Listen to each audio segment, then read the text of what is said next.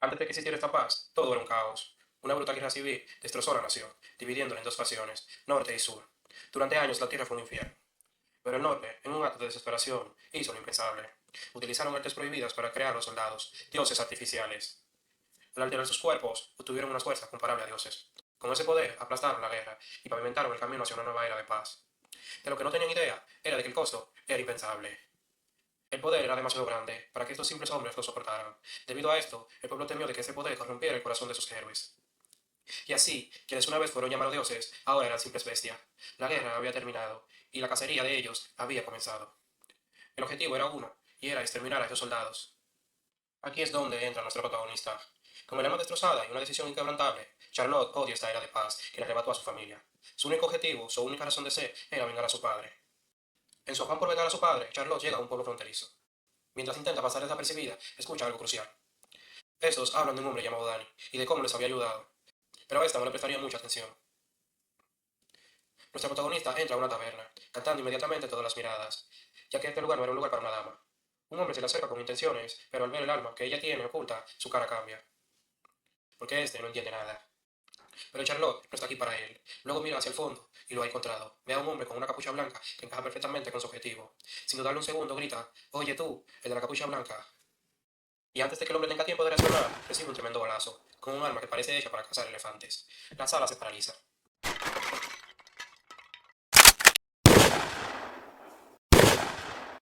A pesar de que el retroceso la hizo salir volando, Charlotte vacía el cargador. La inmensa niebla de pólvora se disipa y para su sorpresa, él está ahí. El hombre, lejos de estar muerto, se levanta, se disculpa por el alboroto y se lleva a Charlotte a la fuerza. Ella está en shock y se pregunta, ¿qué clase de hombre es este? Ya lejos del caos, Charlotte, aún en un estado de agitación, le pregunta que si la bala no le dio. Este, que solo pensaba en interrogarla, le dice que sí, que solo el primer balazo le dio. Charlotte no puede creerlo. Su arma era un rifle para cazar elefantes, pero falló ante este simple hombre.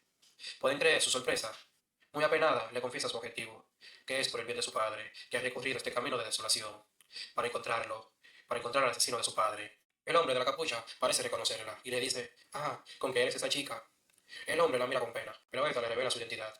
Soy la hija del soldado William Bancroft y mi nombre es Nancy Charlotte Bancroft. En un giro indiscutible de los hechos, el encapuchado parece que se va a ir, a lo que Charlotte lo confronta. Este le revela su propia misión y de por qué se encuentra en este pueblo.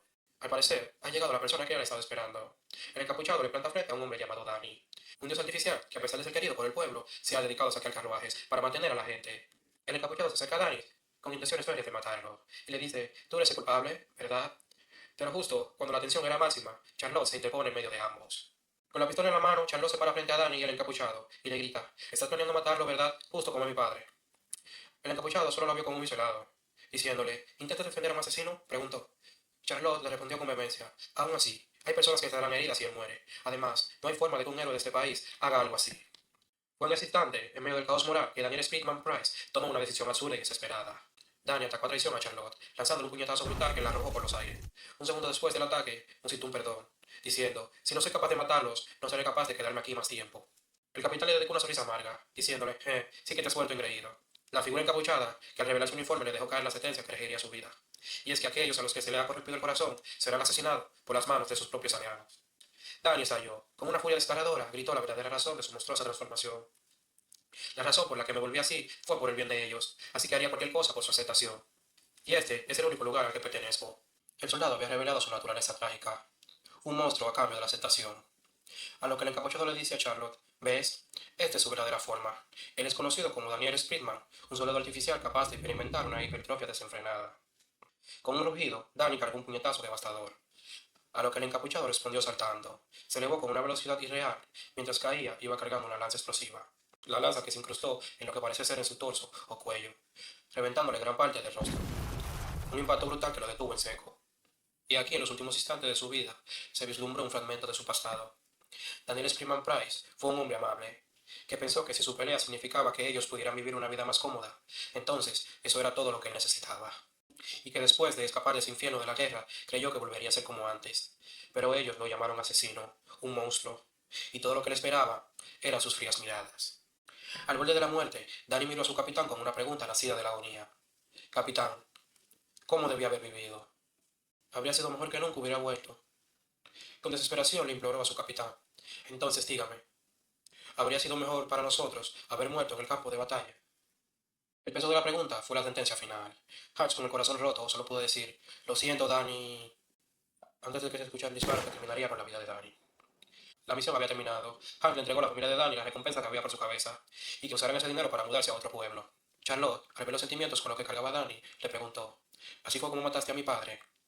A pesar de que él solo deseaba encontrar una forma de vivir. Hans le confesó, esa fue nuestra promesa. Promesa que consistía en que todos los dioses que hayan perdido la cordura serían asesinados por un compañero. A lo que Charlotte grita, ¿por qué la guerra ha terminado? Han le responde, aún no ha terminado y en lo más mínimo, nosotros no pudimos terminarla. Luego de esto, se nos revela que Hans es un dios artificial. Charlotte, al ver cómo su cabello se tornaba blanco, se sorprendió. Yo también soy un dios artificial. ¿Qué esperabas de su capitán? Ahora Charlotte quedó con muchas preguntas. Y Hans le dice que la única forma de encontrar sus respuestas era ir con él. Como la hija de Will, como la hija del dios artificial. Ven conmigo y ve por ti misma si tu padre se merecía ser casado como una bestia. Y le dice, puedes llamarme Hobbs. Habiéndose aliado con el presunto asesino de su padre, se dirigen hasta la siguiente ciudad, llamada Rogue Hill. Mientras caminaba, Charlotte, luego de pensarlo, le dijo de frente a Hans que se rehusaba a asociarse con él, con el asesino de su padre. A lo que Hans asintió, despreocupado, pero comenzó con un monólogo reflexivo sobre los cazadores de bestias, que Charlotte ignoró. Charlotte se salta y se asusta, pues era la hora del té, y por estar hablando casi se le van los poros. Algo que le había enseñado su padre con máxima admiración es que hay un tiempo y hora para todo. Hans, intrigado, le preguntó que si el té que le había entregado estaba envenenado. Charlotte se indigna y le aseguró que nunca haría algo así, a lo que él contestó con un tono de humor seco, que no creía que eso fuera suficiente para matarlo. La tensión se confirma con una amenaza de Charlotte, que lo miró fijamente y le dijo, cuando te mates será con el alma de mi padre, te dispararé justo en el estómago, y luego observaré cómo tus intestinos se dispersan en todas partes. Mientras emprendía su viaje a Rockhill, lo recogió un mercader. Este le preguntó que se habían escuchado sobre la bestia que habitaba allí. El mercader le contó que la bestia seguía construyendo una fortaleza muy grande. Y el mercader les contó de la bestia, que seguía construyendo una fortaleza muy grande. Y desde la cima gritaba, prepárense para la guerra, el enemigo se acerca. El mercader concluyó que el aire estaba cargado de terror y anticipación, y que hacía sentir que la guerra nunca había terminado. Una vez llegaron a Rogue Hill, conocido como el pueblo donde la guerra nunca había terminado. Una vez llegaron a Rogue Hill, el pueblo donde la guerra nunca había cesado, Charlotte y Hans observan la fortaleza, y luego se desvían buscando alojamiento. Fue entonces cuando Hans vio a una mujer, y al verla salió corriendo con una expresión de angustia. Entraron a un hotel, pero la mujer, conocida como Lisa, ya estaba allí. Ella se dirigió a Hans con reproche, diciéndole que de verdad pensó que podría huir de ella, a lo que Hans suspiró. Esta mujer era una clase de secretaria. Esta comenzó a hacer un recuento de los dioses casados. Entre ellos estaban Driader, Aradne, Fresbel y el que acababan de abatir, Spriggan. Liz finalmente reveló el nombre del dios artificial que vivía allí. Era el Minotauro. Lisa le entregó algunas cosas que Ham le había pedido, señalándole que el Minotauro era poderoso y habilidoso. Luego le preguntó a Hans que qué le había pasado a su chaqueta, porque aún tenía el agujero, a lo que él respondió descaradamente de que Charlotte lo había hecho. Lisa apenas notó a Charlotte, y con una mirada de celos le preguntó que quién era. A lo que Hans le dijo que su nombre era Charlotte, y era la hija de un dios artificial. A lo que Lisa procedió a presentarse. Mi nombre es Lisa. Soy la asistente personal del sargento mayor Hans. A lo que la rivalidad estalló. Lisa le dijo a Charlotte que Hans era un amor y que por eso la había invitado, pero que ella no era más que un obstáculo. Lisa se burló diciendo que Charlotte no era capaz ni de protegerse ella misma. A lo que Charlotte defendió su honor asegurándole que no era verdad, que cuando su padre estaba lejos, ella misma protegió a su casa. Justo cuando la conversación ardía, un grito atroz rompió la atmósfera. Nuestros protagonistas se asomaron por la ventana, casi en un suspiro, pues era imposible no hacerlo. El grito era tan desgarrador, tan fácilmente aterrador, que solo podía provenir desde la fortaleza del Minotauro.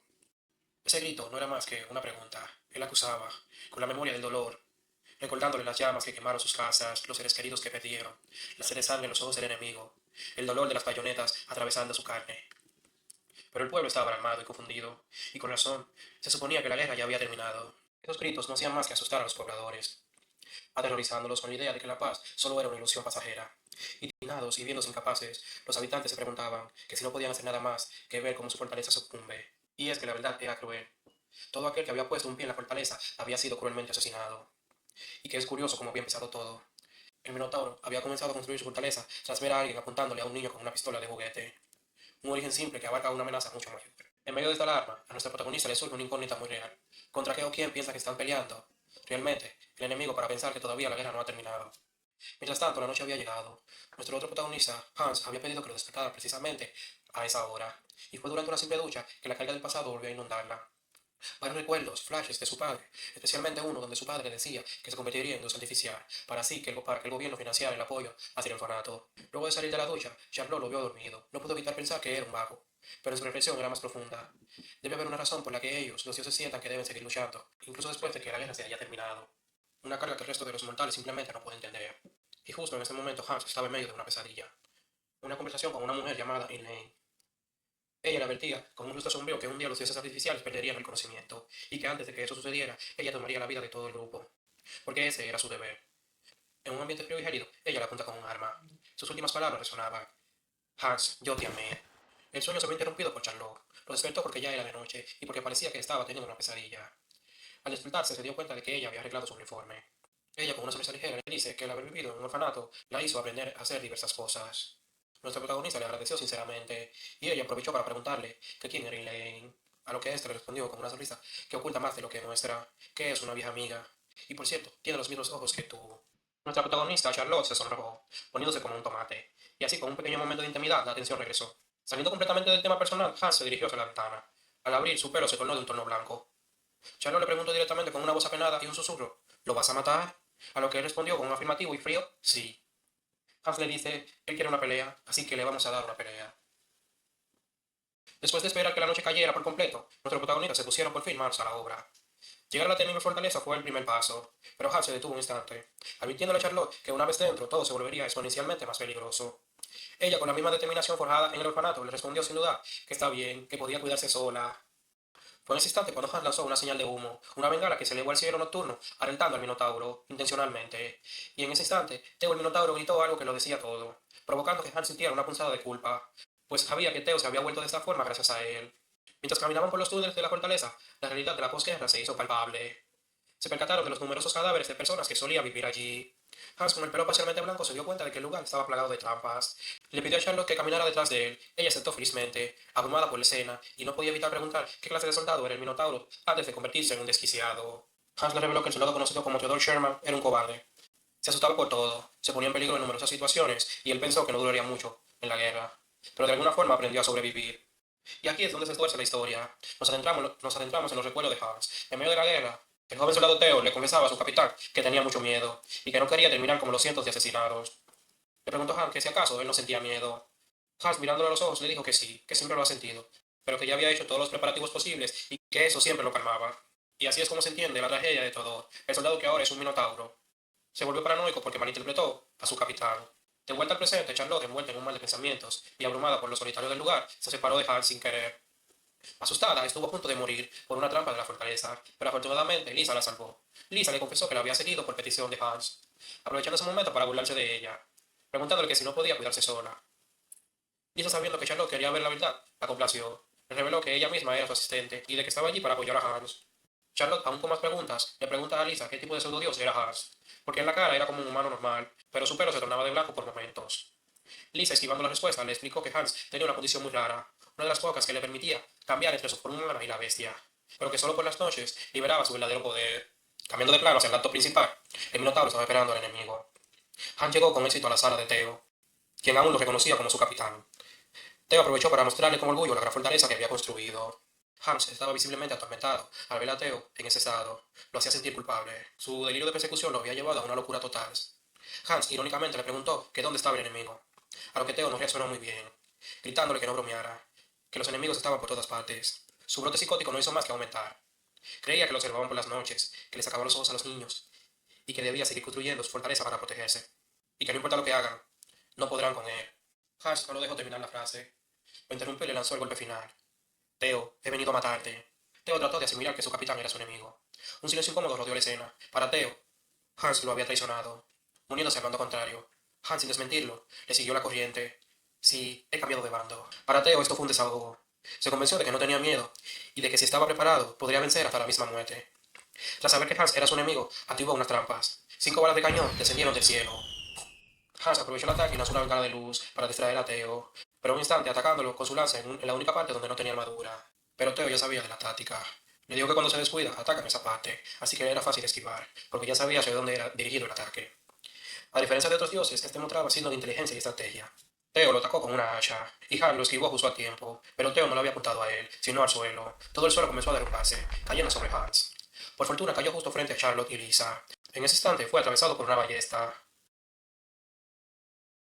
Charlotte intentó intervenir, pero fue detenida por Lisa antes de que sucediera una tragedia mayor.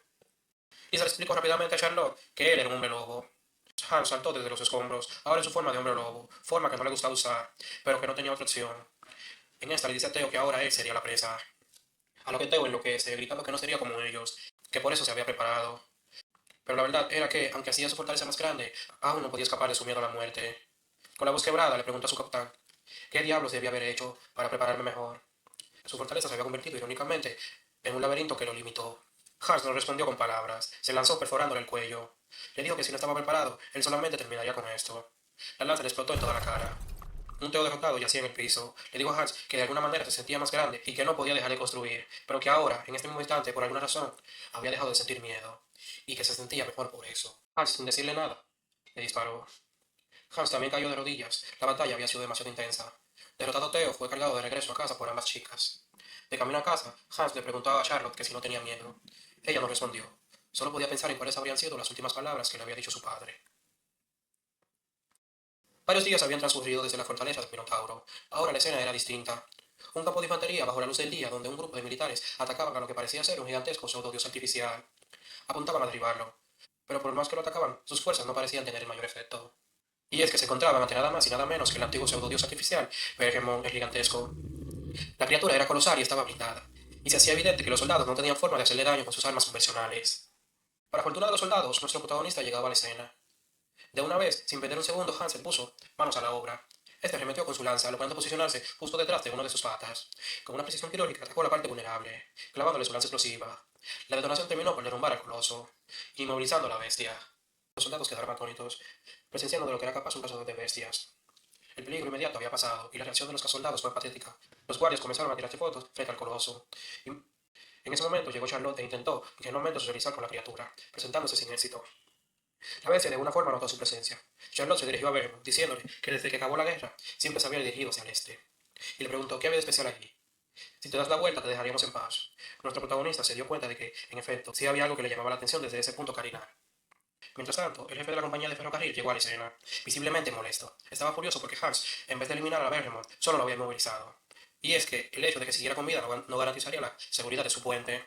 Hans, con una mirada que decía mucho más de lo que sus palabras, le dijo que solo podía matar en realidad a los dioses que puede matar por sí mismos. Y le recordó que Bergemont estaba blindado, y que cualquier herida se regenerará para ser más fuerte, y que es casualidad que haya podido herirlo. Como Bergemont planeaba seguir su rumbo, el plan de los aliados era derribar el acantilado que estaba antes del puente, usando los explosivos que vendrían en el ferrocarril. Para frenar sus pasos, el jefe del ferrocarril estaba tan desesperado que solo pensaba en una cosa. Si las armas no pueden matarlo, llenarlo de explosivos y volarlo en pedazos sí podría. Con una actitud arrogante le exigió a Hans que protegiera su puente a toda costa. Hans, aún más arrogante, le dijo que sí, que lo haría, pero no por el bien de los jefes. El jefe enfurecido se marchó. Charlotte se secó a Hans diciéndole sobre la vida del pseudo-dios, que si el puente era destruido puede construirse otro, y que no había necesidad de tomar una vida. Nuestro protagonista le dice que no se adelantara a los hechos, y que aún estaban a tiempo, que debían proteger ese puente y que nadie tendría que morir. Esto alivió a Charlotte. Hans le pidió que lo acompañara hacia el puente a esperar el ferrocarril, a lo que ella aceptó felizmente, afirmando que hacia el este había algo que le importaba mucho a Bergemont. Charlotte no dudó en preguntarle a Hans si sabía qué era. Este le respondió que no tenía idea, que al recordar a Bergemont solo podía decir que era un hombre de pocas palabras, siempre siguió las órdenes al pie de la letra y nunca se quejó. Nunca se quejó de lo que había que hacer y nunca expresó un deseo personal. Eso entristeció a Charlotte, que esperaba una respuesta distinta. Por lo menos Hans estaba satisfecho, ya que en 5 años después de la guerra, Bergemont no había roto su promesa y había evitado a los pueblos. No sabía si era casualidad, pero que no permitiría que derribaran ese puente. Charlotte se emociona al ver el ferrocarril por primera vez. Pensó en compartir su emoción con Lisa. Luego un soldado llegó para informarles que los explosivos habían llegado. Con ello intentaría derrumbar el acantilado para que Bergemont cambiara su ruta. Mientras todo esto pasaba, Charlotte quedó cautivada por las personas que eran sustentadas por ese puente. Esto la llevó a un dilema moral: cómo salvarlos a ambos. Para ella, tanto la vida de Bergemont como la seguridad del pueblo eran importantes. Con todos esos pensamientos se quedó dormida. Su sueño fue interrumpido por un antiguo soldado que había irrumpido en su campamento. Por puro instinto tomó su arma y con gran valentía logró defenderse, disparándole en la cabeza a aquel hombre. Seguidamente Hans entró preguntando qué pasaba. Charlotte le preguntó que si estaban siendo atacados. A lo que Hans le dijo que ese soldado que antes solo estaban en guerra no sabían cómo vivir en estos tiempos de paz, y que ese había elegido la ruta fácil para intentar calmarla. El ataque cesó y 2 soldados fueron a ver si se encontraban bien. A Hans esto le parecía extraño. pues los soldados que fueron a revisar su estado eran precisamente los soldados encargados de custodiar a Bergemo. La trama fue tendida. El ataque a Charlotte fue solo una pantalla para el objetivo real. De repente se escuchó una explosión ensordecedora, proveniente de donde estaba Bergemo. El jefe de ferrocarril había contratado a alguien en secreto para que se deshiciera del pseudo dios. El ataque no tuvo éxito, pues la bestia era blindada, pero el efecto de la explosión solo logró enfurecer a Bergemo, haciendo que iniciara el movimiento. El plan del jefe de ferrocarril estaba saliendo muy mal, y como ya habían usado la mitad de los explosivos, en Bergemo la otra mitad sería para sepultarlo en el cañón. Hans, al tanto del hilo de la situación, se disculpó con Charlotte, le dijo que debido a los acontecimientos ahora tendría que matarlo si es necesario. Charlotte, con el rostro marcado por la indignación, le preguntó a Hans si en verdad tendría que pelear con él. Y es que la devoción de Bergemo le desagrada. Afirmó que la criatura tenía corazón, y que tal como él había dicho, había habitado todos los pueblos. Hans le respondió que sí, pero que aunque lo tuviera, si él seguía por ese camino destruiría el ferrocarril. Y él le reprochó que para poder construir este ferrocarril se sacrificaron incontables vidas humanas en el proceso, y que era justo este puente lo que había mantenido a los pueblos unidos. Y esto era un regalo que les quedaba en esta era de paz que tanto le había costado a los pseudodioses, que ahora eran simples reliquias del pasado. Charlotte, con gran tristeza y lágrimas en los ojos, le respondió que no son reliquias, que tanto Bergemo como su padre eran personas, justo como ellos, y que a pesar de su sufrimiento, él está tratando de cumplir sus sueños, justo como todos los demás. Hans la miró con una sonrisa, a la vez cálida y triste, y se dio la vuelta para marcharse. Charlotte, no conforme con eso, le grita que negarle su sueño y su vida era algo muy cruel. A pesar de las palabras de Charlotte y el poco tiempo restantes, los preparativos estaban listos. Hans sabía que debía ser certero. Aún con sus poderes de hombre lobo, no podía detenerlo, sin una buena estrategia. Bergemo se acercaba, y fue en ese instante en el que las palabras de Charlotte penetraron su mente. Este intentó dialogar con la bestia, pidiéndole, no, ordenándole, como su antiguo capitán, que se diera la vuelta. Y es que en un giro inesperado, Bergemo pareció comprender a Hans, pero aún así su sueño era mayor que su lealtad como subordinado. A lo que la criatura siguió avanzando y atacó a Hans. Hans, al darse cuenta de que aún quedaba una pizca de humanidad en la mente de la bestia, se sorprendió, pero aún así se preguntó que qué estaba pensando al intentar razonar. Con los explosivos ya posicionados, Han lanzó la señal, y así con la detonación, el cañón comenzó a derrumbarse. Aunque una gran parte de la pared le cayó encima a Bergemo, Han sabía que no sería suficiente para que dejara de avanzar. Así que justo debajo de Bergemo estaba instalada una bomba, una que estratégicamente estaba colocada y explotaría bajo el coloso. El daño fue fatal. Sin mucho espacio para estallar, toda la explosión se fue absorbida por la parte baja de la bestia, ocasionando que todos sus órganos quedaran expuestos. Aún así, Bergemo no se detuvo. A solo unos cuantos metros, Hans le rogó con desesperación que se detuviera, que por favor no reinara la era que tanto les había costado a los dioses artificiales. Y fue en ese instante, justo cuando el sol salió, que Hans entendió el porqué de la devoción de Bergemo. El coloso solo quería ver el mal. Bergemo ya tenía los órganos muy dañados por la explosión anterior y la fuerza que le había agotado. Murió al cumplir su sueño. Más calmado, Hans le dijo a Charlotte que Bergemo solo quería ver el mal y que se sentía culpable de no haberlo recordado antes. Charlotte asintió, pero luego se alegró. Le dijo a Hans que estaba feliz, pues sí pudo lograr su sueño. Estas palabras hicieron que Hans saliera del pasillo oscuro que arrojaba su mente. En medio de la conversación llegó Lisa, con los hombres que intentaron volar a Bergemo en secreto. Estos eran profesionales, no habían podido sacar la información, a lo que Lisa le informó que la gente de arriba comenzaría a moverse y que el responsable no quedaría impune. Hans logró salvar el ferrocarril, pero la batalla intensa acababa de empezar.